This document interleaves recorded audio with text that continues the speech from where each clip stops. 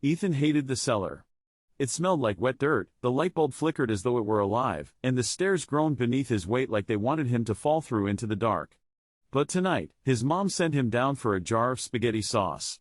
"Don't take forever," she called from the kitchen.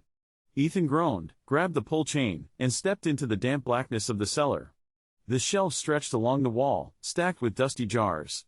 He tried not to look too closely: pickled beans, peaches that looked swollen and sick, tomatoes floating like organs in cloudy water. Something skittered across the cement.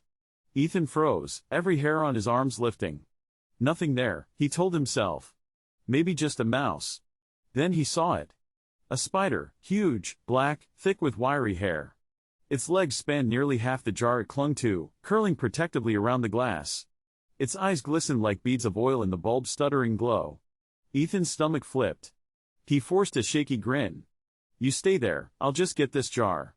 He darted to the far shelf, snatched the jar of sauce, and bolted back upstairs, slamming the door behind him. That night, in bed, something tickled his arm. He swatted lazily, then felt wetness on his hand. He flicked on the lamp.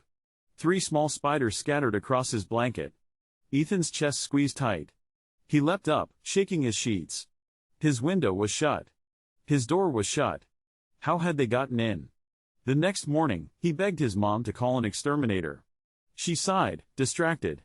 "Fine. I'll call them tomorrow." But that night, as Ethan lay awake, the cellar door creaked open by itself. The sound echoed up the stairs, long and deliberate, as though something waited at the threshold. Ethan sat up, heart battering his ribs. Something crawled, no, poured, up the steps. The door at the top banged open, and a flood of spiders spilled into the hall, thousands of legs rattling across the wood like a storm of claws. Ethan's scream broke as they surged into his room, covering the walls, the bed, his skin. He clawed at them, but they clung tight, their webs wrapping fast around his arms, legs, and throat. Sticky silk burned against his skin. Then the largest spider, its body the size of a cat, crawled onto his chest. Its eyes were cold, unblinking jewels. Its fangs dripped with something that hissed when it hit the sheets. It leaned close, and in a voice that scraped like glass dragged on stone, it whispered, "You invaded my home." The web tightened, crushing the scream in his throat. "Now you pay the price." When morning came, his mom opened the door, yawning. The bed was neatly made. Ethan was gone.